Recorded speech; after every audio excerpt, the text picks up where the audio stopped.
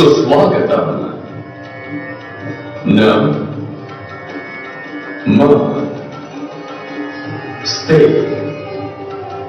नमस्ते।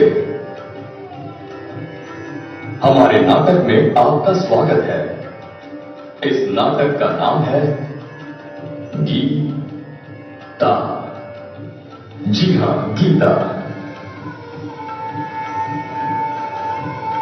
ये आधारित है हमारे महाकाव्य महाभारत पर।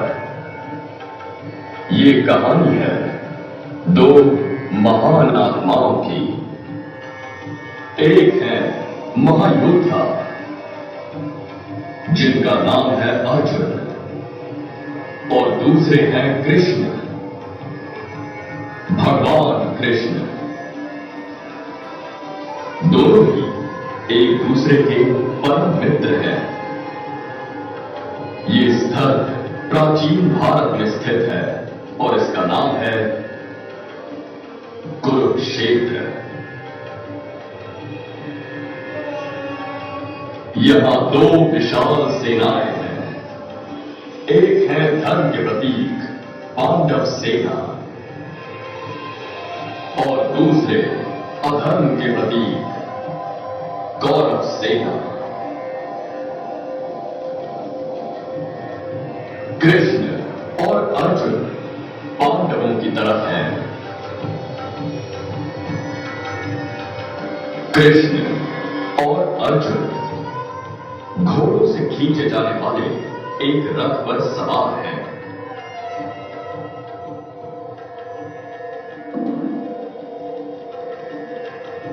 अर्जुन कृष्ण को रथ दोनों सेनाओं के बीच ले जाने के लिए कहते हैं।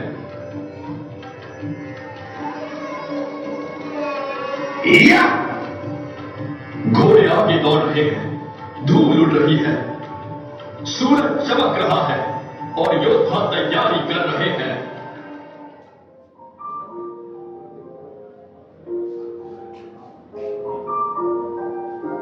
अर्जुन रथ से नीचे उतरता है और सामने का दृश्य देखकर अचंभित हो जाता है। उसे दिखाई देता है कपटी दुर्योधन, बुजुर्ग पितामह भीष्म और युद्ध कला में उसके गुरु आचार्य द्रोण। अर्जुन का शरीर कांप रहा है, उसका सर घूम रहा है, वो रो रहा है। अर्जुन शांत है। वो अपना गांडीव धनुष नीचे रखता है और कहता है, कृष्णा, मैं नहीं लड़ूंगा। अर्जुन, समझने की कोशिश करो। तुम अपने विचार कहते वक्त उस बात के लिए विलाप कर रहे हो जिसका दुख नहीं होना चाहिए। ज्ञानी लोग जीवित या मृत व्यक्तियों के लिए विलाप नहीं करते। वास्तव में मृत्यु है ही नहीं, केवल शरीर मरता है, आत्मा नहीं। एक जीवन काल में आत्मा जन्म से बचपन तक, फिर जवानी और फिर बुढ़ापे तक की यात्रा तय करती है। पहले जन्म, फिर बचपन, फिर जवानी और फिर मृत्यु तक। सिर्फ शरीर बदलता है, आत्मा नहीं। हमें अपनी बुद्धि का उपयोग करके हमारे इंद्रियों पर नियंत्रण रखना होगा। ये इंद्रियां 5 तरह के हैं, जो है हमारी आंखें, हमारे कान,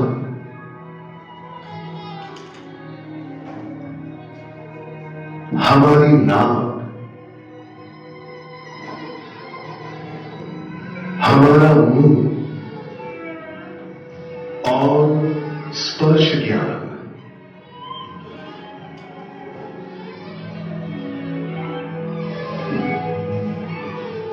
मुझे मत छुओ। क्या कहा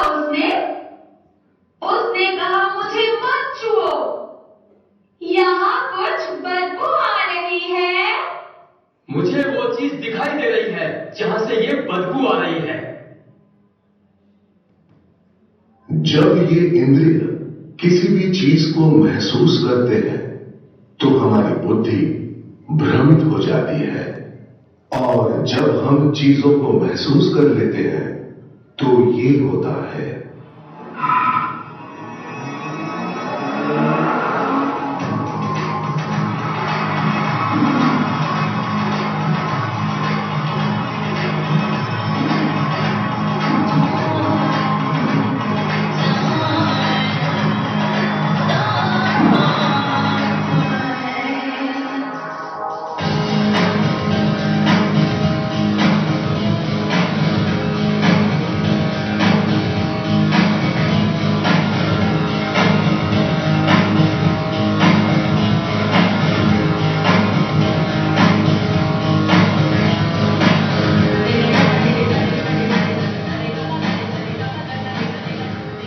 हम किसी आकर्षक चीज को देखकर अपने आप से सोचते हैं कि मैं इस चीज को पाना चाहूंगी।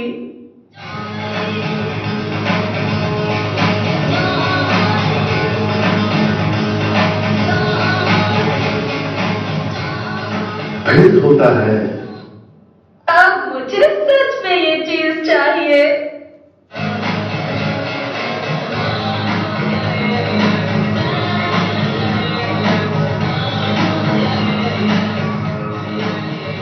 फिर ये बनता है मुझे ये चीज हासिल करनी ही है।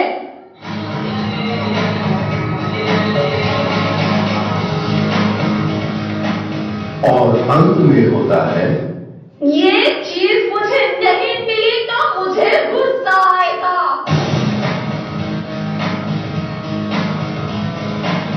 तुमने मेरी कार का सत्यानाश कर दिया। वैसे भी खटारा ही तो थी। तुम्हें खुद अपनी करने की जिम्मेदारी लेनी चाहिए।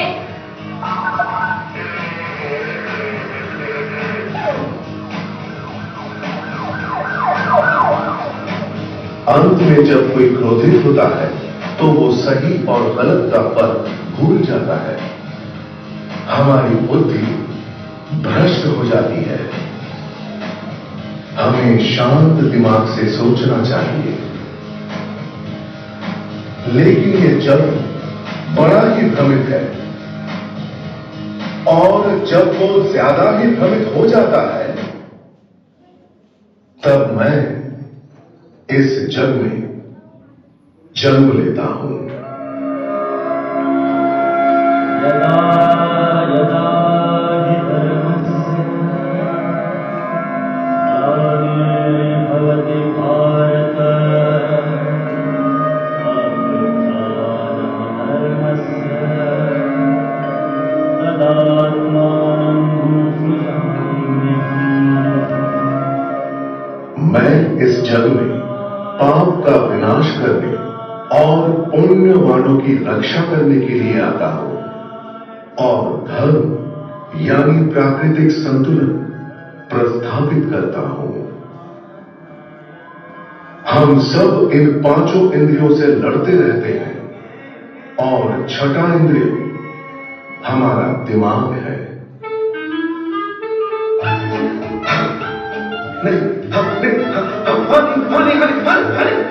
वो मुझे प्यार करती है, वो मुझे प्यार नहीं करती, वो मुझे प्यार करती है, वो मुझे नहीं करती।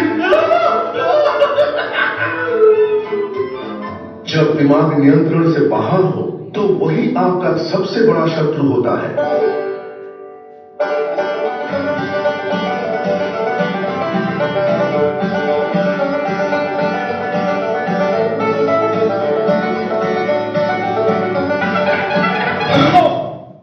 पर जब नियंत्रण में हो तो आपका सबसे अच्छा मित्र होता है।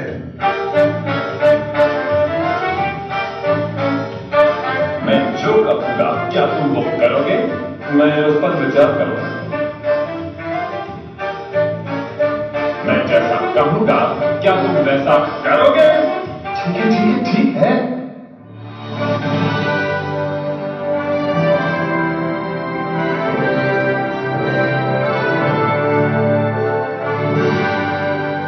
दिमाग पर नियंत्रण रखने के लिए हमें करना चाहिए योगाभ्यास।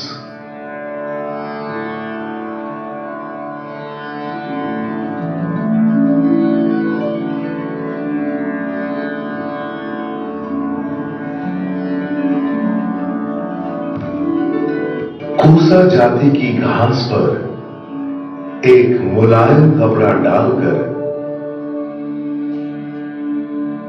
हमें बैठना चाहिए।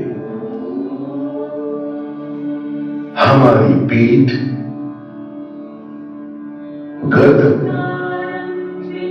और सर एक ही रेखा में तने हुए होने चाहिए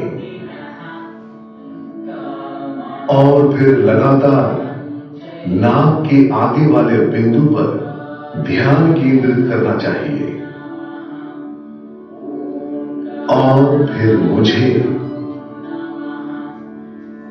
अपने हृदय से याद करना चाहिए।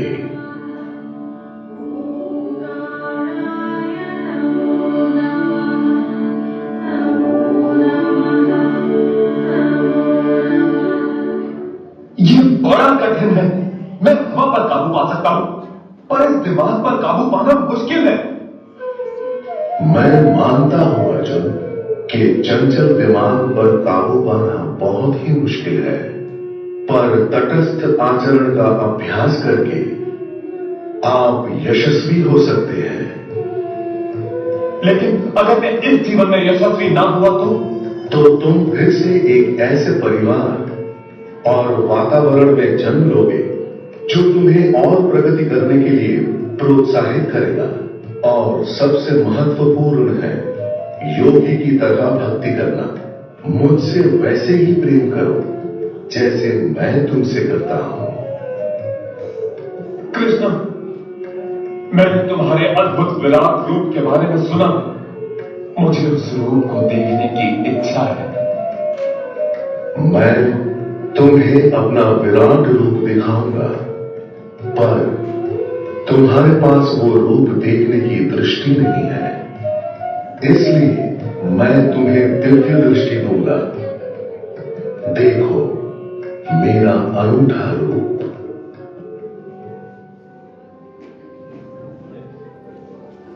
मैं तुम्हारे शरीर में हजारों लाखों दैवी और रंग बिरंगे आकार देख रहा हूं। मुझे पानी में रहने वाले जीव दिख रहे हैं।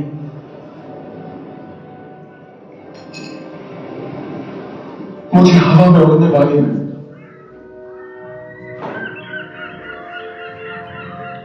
और जमीन पर चलने वाले जीव दिख रहे हैं। मुझे कई सारे देवता दिख रहे हैं। मैं ब्रह्मा को कमल के फूल पर बैठा देख रहा हूं।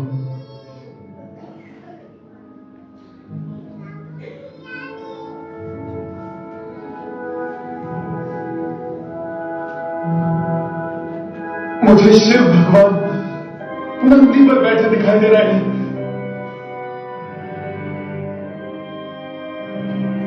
मुझे दैवी सांप दिख रहे हैं।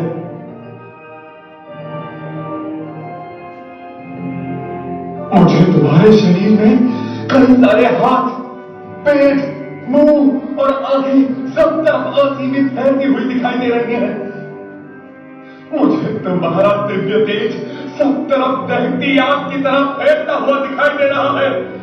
तुम्हारे कई सारे हाथ हैं।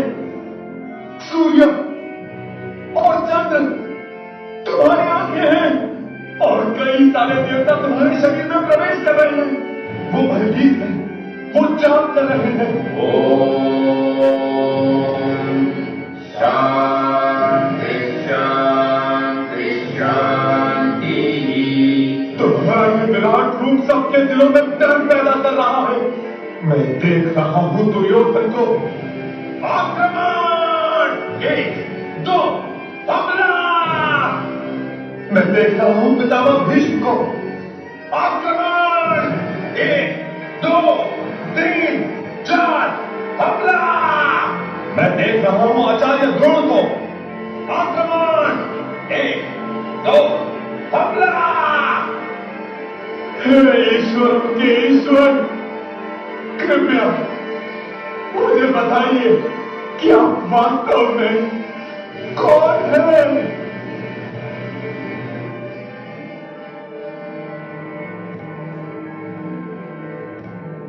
मैं समय हूं,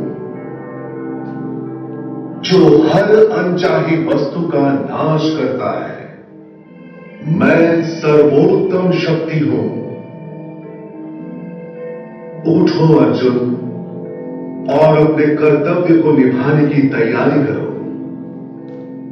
हे महाप्रभु, मैं आपके सामने नतमस्तक हूं। आप इस सारे ब्रह्मांड के पालनहार हैं। आपका ब्रह्म रूप देखकर मैं विचलित हो गया हूं। अर्जुन, शांत हो जाओ और बस तुम्हारे सबसे चहेते रूप को देखो।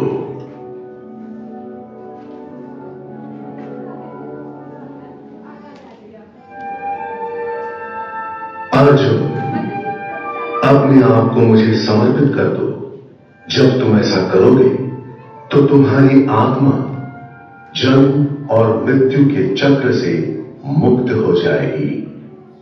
तब तुम्हारा पुनर्जन्म नहीं होगा। मैं तुम्हारी रक्षा करूंगा।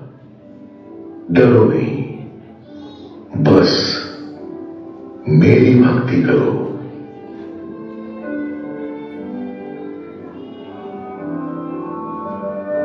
The end.